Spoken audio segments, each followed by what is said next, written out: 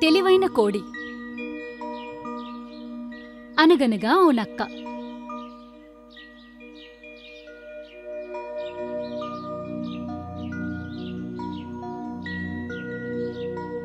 అది తెగ ఆకలిగా ఉంది. ఏదైనా ఆహారం దొరుకుతుందేమో అని తిరగసాగింది.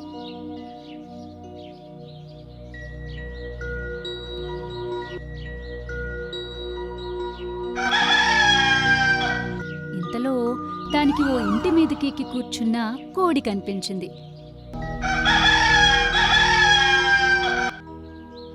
ఆ కోడిని ఎలాగైనా కిందకి దించాలనుకుంది నక్క. అరే కోడిగారు, మిమ్మల్ని చూసి చాలా రోజులైందండోయ్. ఏంటో ఈ మధ్య బాగా చిక్కిపోయినట్లుగా ఉన్నారు. ఒక్కసారి ఇలా కిందకి రండి. మీ నాడి చూసి ఆరోగ్యం ఎలా ఉందో చెప్తాను అంది నక్క. నిజమే నక్క బావా, నేను చాలా నీరసంగా ఉన్నాననుకో. ఇంత నీరసంలో నేను కిందకి కూడా దిగిరాలేను అంటూ జవాబిచ్చింది తెలివైన కోడి. కోడి తనకంటే తెలివైందని నక్కకి అర్థమై నిదానంగా అక్కడి నుంచి తప్పుకుంది.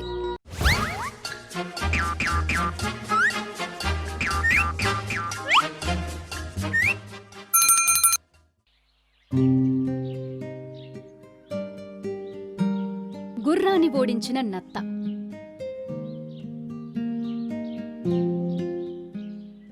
అనగనగా ఓ గుర్రం. దానికి మహాగర్వం. ఆ గుర్రానికోసారి నత్త ఎదురుపడింది. నత్త చాలా నిదానంగా కదలడం చూసి, ఓయ్ నత్త, నాతో సమానంగా పరిగెత్తగలవా అని అడిగింది. గుర్రం మాటలతో నత్తకి ఒళ్ళు మండిపోయింది. సరే, నేను సిద్ధం. వచ్చే ఆదివారం మనం పోటీ పడదాం అని చెప్పింది నత్త. నత్త తన ఇంటికి వెళ్ళి తన చుట్టూ ఉన్న నత్తలన్నిటినీ పిలిచింది. వారితో తను ఒప్పుకున్న పందెం గురించి చెప్పుకొచ్చింది. ఆ నత్తలన్నీ కలిసి గుర్రాన్ని ఓడించేందుకు ఓ ఉపాయాన్ని కనిపెట్టాయి.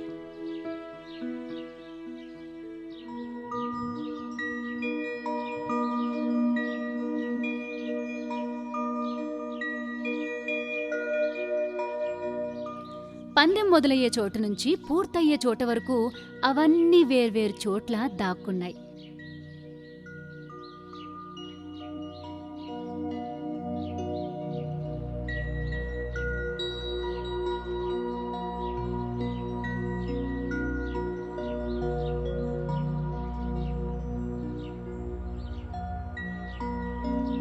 పందెం జరిగే సమయం రానే వచ్చింది.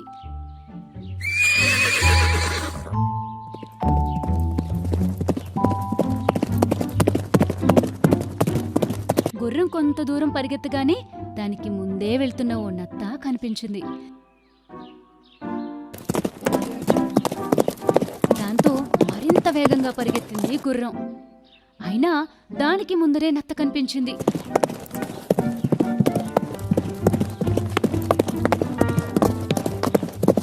గుర్రం ఎంత వేగంగా పరుగు తీసినా కూడా నత్త దాని ముందరే కనిపించసాగింది. ఇక లాభం లేక గుర్రం చేతులెత్తేసింది. సరే, నేను ఓడిపోయానని ఒప్పుకుంటున్నాను అని గుర్రం వినయంగా తన ఓటమిని ఒప్పుకుంది.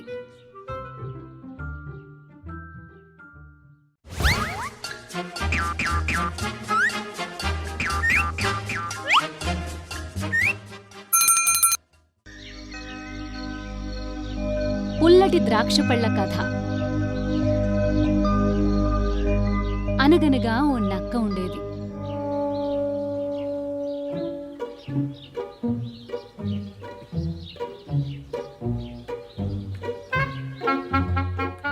ఓ రోజు ఆ నక్కకి ఎలాంటి ఆహారమూ దొరకలేదు.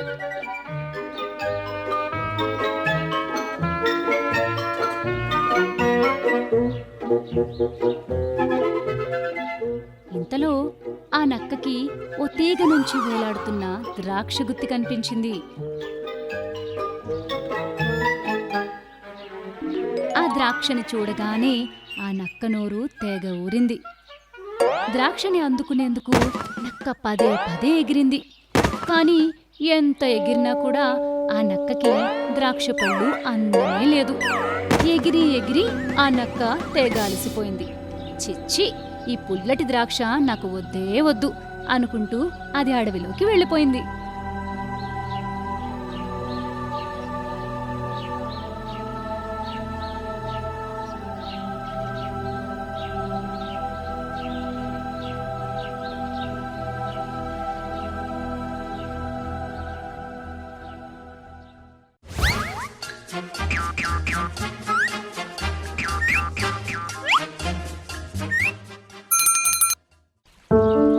కుక్క నోట్లో ముక్క. ఓ కుక్క వంతెన మీద నుంచి నడుచుకుంటూ వెళ్తోంది. దాని నోట్లోనేమో ఓ మాంసం ముక్కింది.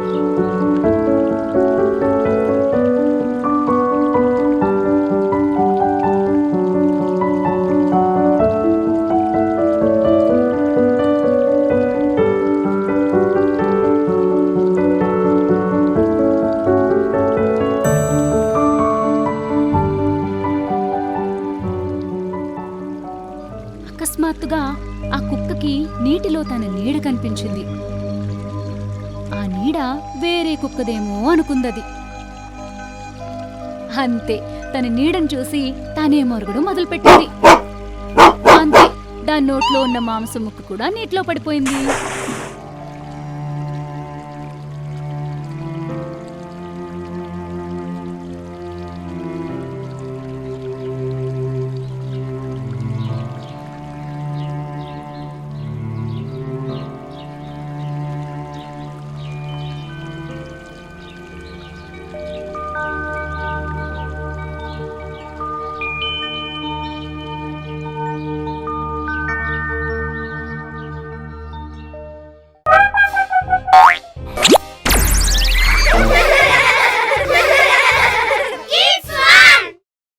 తోలు కప్పుకున్న గాడిద. చాలా చాలా రోజుల కిందట ఓ గాడిద ఉండేది.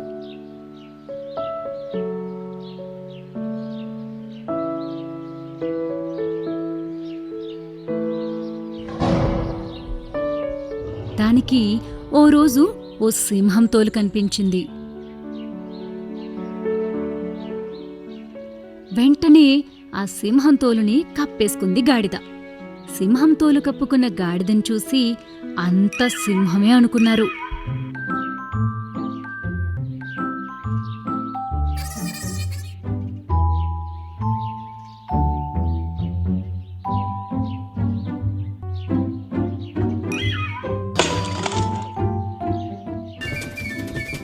దాన్ని చూసి జనమంతా భయపడిపోయారు. మిగతా జంతువులు భయపడసాగాయి.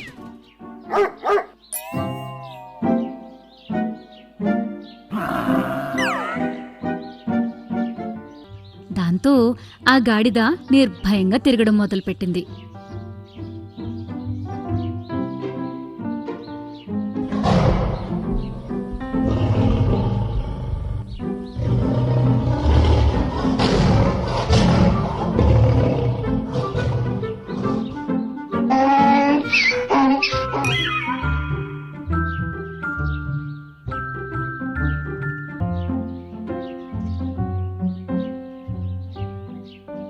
ఒక రోజున పెద్ద గాలి వీచింది. ఆ గాలికి గాడిద మీద ఉన్న సింహం తోలు కాస్త ఎగిరిపోయింది. ఇంకేముంది, గాడిద రహస్యం కాస్త బయటపడిపోయింది. ఇన్నాళ్ళు ఈ గాడిదని చూసి సింహం అనుకున్నావే అంటూ జనం ఆ గాడిదని ఊర్లోంచి తరిమి పారేశారు.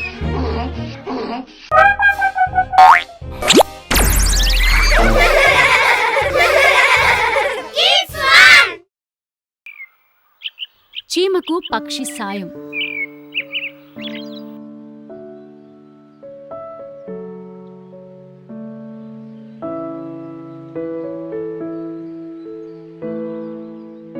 చాలా రోజుల క్రితం ఓ పక్షి, ఓ చీమ ఉండేవి.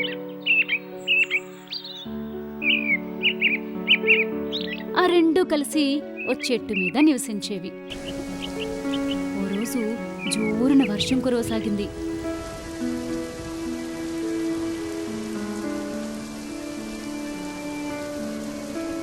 వర్షానికి చీమ కాస్త కొట్టుకుపోయింది.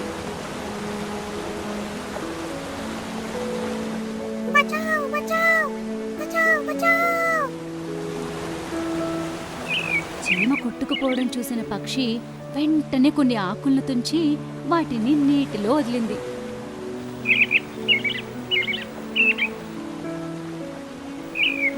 నీళ్లల్లో కొట్టుకుపోతున్న చీమ వాటిలోని ఓ ఆకు మీదకి చేరుకుని తన ప్రాణాలు దక్కించుకుంది. కొన్నాళ్లకు ఓ వేటగాడు అడవిలోకొచ్చాడు. ఆ వేటగాడి కన్ను పక్షి మీద పడింది. వెంటనే దాన్ని చంపేందుకు తన విల్లుని పైకెత్తాడు. ఇది చూసిన చీమ వెంటనే ఆ వేటగాడి కాలి మీద కుట్టింది. అంతే, ఆ వేటగాడి బాణం గురి తప్పింది. పక్షి కాస్త హాయిగా ఎగిరిపోయింది.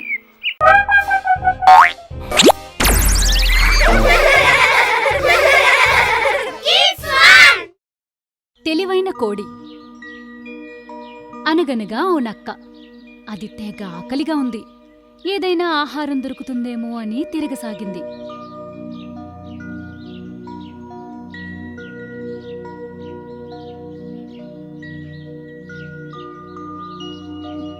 ఇంతలో దానికి ఓ ఇంటి మీదకెక్కి కూర్చున్న కోడి కనిపించింది.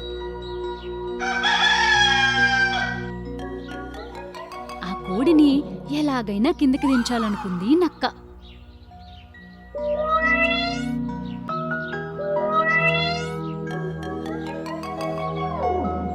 అరే కోడిగారు, మిమ్మల్ని చూసి చాలా రోజులైందండోయ్. ఏంటో ఈ మధ్య బాగా చిక్కిపోయినట్లుగా ఉన్నారు. బాగా నీరసంగా కూడా కనిపిస్తున్నారు. ఒక్కసారి ఇలా కిందకి రండి. మీ నాడి చూసి ఆరోగ్యం ఎలా ఉందో చెప్తాను అంది నక్క, ఎక్కడ లేని ప్రేమను కురిపిస్తూ. నిజమే నక్క బావా, నేను చాలా నీరసంగా ఉన్నాననుకో. ఇంత నీరసంలో నేను కిందకి కూడా దిగిరాలేను అంటూ జవాబిచ్చింది తెలివైన కోడి. కోడి తనకంటే తెలివైందని నక్కకి అర్థమై నిదానంగా అక్కడి నుంచి తప్పుకుంది.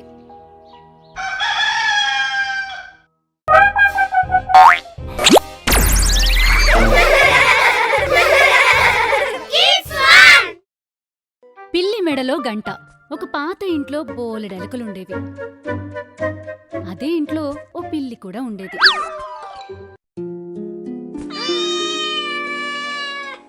ఇంట్లో తిరిగే ఎలకలకి పిల్లంటే చచ్చేంత భయం.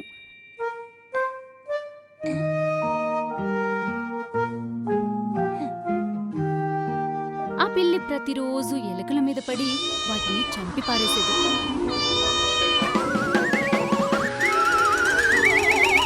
అలాంటి పిల్లి నుంచి తప్పించుకోవడం ఎలాగా అని ఎలుకలకి పెద్ద సమస్యగా మారిపోయింది.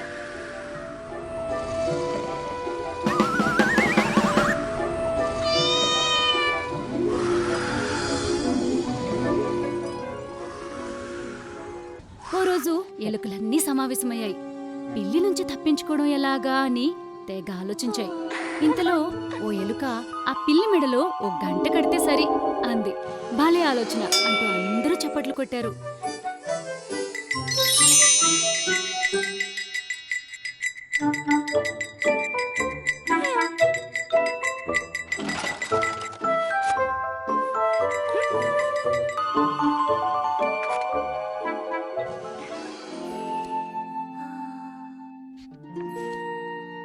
మరి ఆ పిల్లి మెడలో గంట కట్టేదెవరు?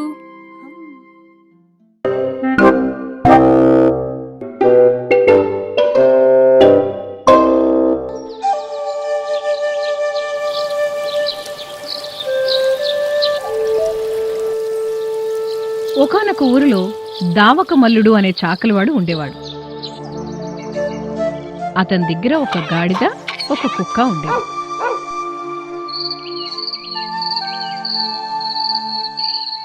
ఆ దామకమల్లుని ఇంట్లో ఒక రాత్రి ఏం జరిగిందంటే,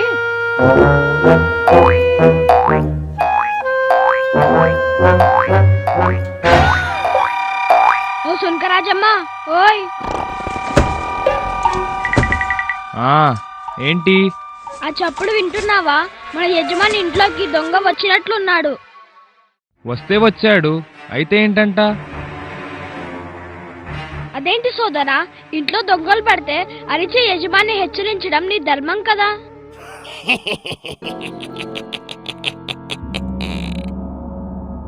నిజమే, కానీ నా దృష్టిలో యజమానిగా అతని ధర్మాన్ని అతను నిర్వర్తించడం లేదు. కాబట్టి నేను కూడా అతని క్షేమాన్ని పట్టించదలుచుకోలేదు. అయ్యయ్యో, ఎంత మాట!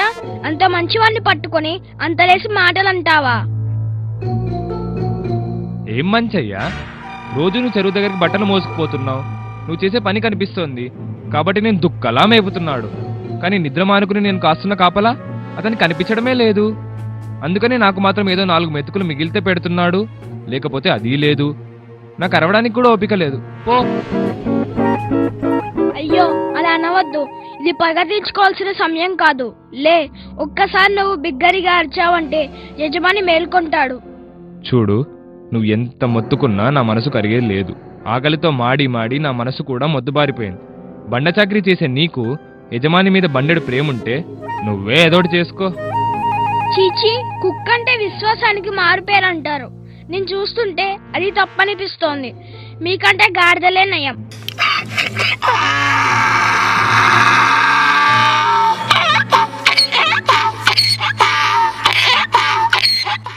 ఓయ్ గాడిద, పగలంతా ఊర్లో జనాలందరి బట్టలు ఉతికి ఉతికి నేను అలిసిపోయి పడుకుంటే నా నిద్రనే భంగం చేస్తావా?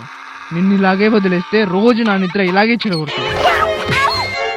అలా ఆ యజమాని దుడ్డుకరతో గాడిదను చావుబాస్తాడు. అందుకే అన్నారు, ఎవరు చేయాల్సిన పని వాళ్ళు చేయాలని. అత్యుత్సాహానికి పోయి ఎవరో చేయాల్సిన పనిని మనం చేస్తే ఈ గాడిదలాగే చావు దెబ్బలు తినక తప్పదు.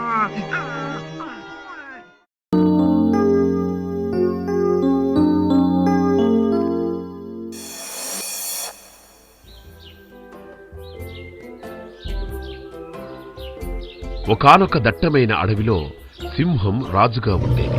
దానికి మంత్రులుగా నక్క, కాకి, పులి ఉండేవి. అలాంటి అడవిలోకి ఒక ఒంటె ప్రవేశించింది. అప్పుడు మొదలైంది కథ. అరే, ఈ అడవిలో ఇంతవరకు నీలాంటి జంతువుని చూడలేదే. ఎవరు నువ్వు? ఎక్కడి నుంచి వచ్చావు? నన్ను ఒంటె అంటారు. నన్ను ఎడారి ప్రాంతం నుంచి తీసుకువచ్చారు. నా యజమాని నాతో నానా చాకిరి చేయించేవాడు. మోయలేవన్ని బరువులతో నడిపించేవాడు. ఆ బరువు బాధ్యతలు భరించలేక పారిపోయి వచ్చాను. మంచి పని చేశావు. పద పద, మా రాజుగారి దర్శనం చేయించుకుందువు గాని. ఆయన అనుగ్రహం లభిస్తే ఈ అడవిలోనే హాయిగా కాలం గడిపేయవచ్చు.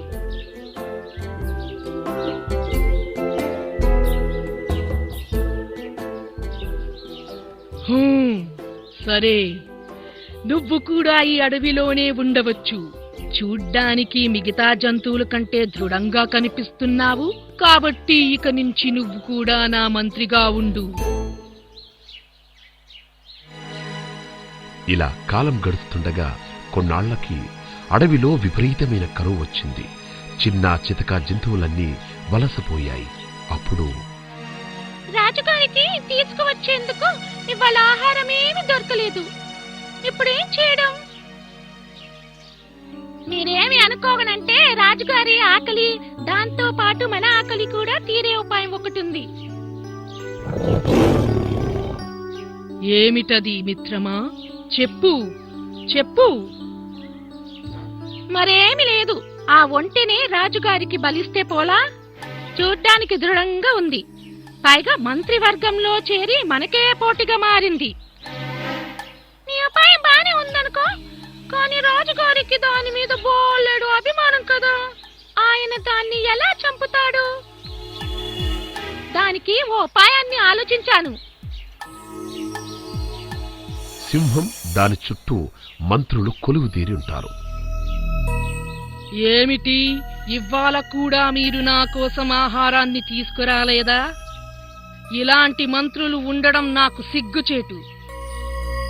నిజమే మహారాజా, అందుకే నేను ఓ నిర్ణయానికి వచ్చాను. మీరు స్వయంగా నన్నే ఆహారం స్వీకరించండి.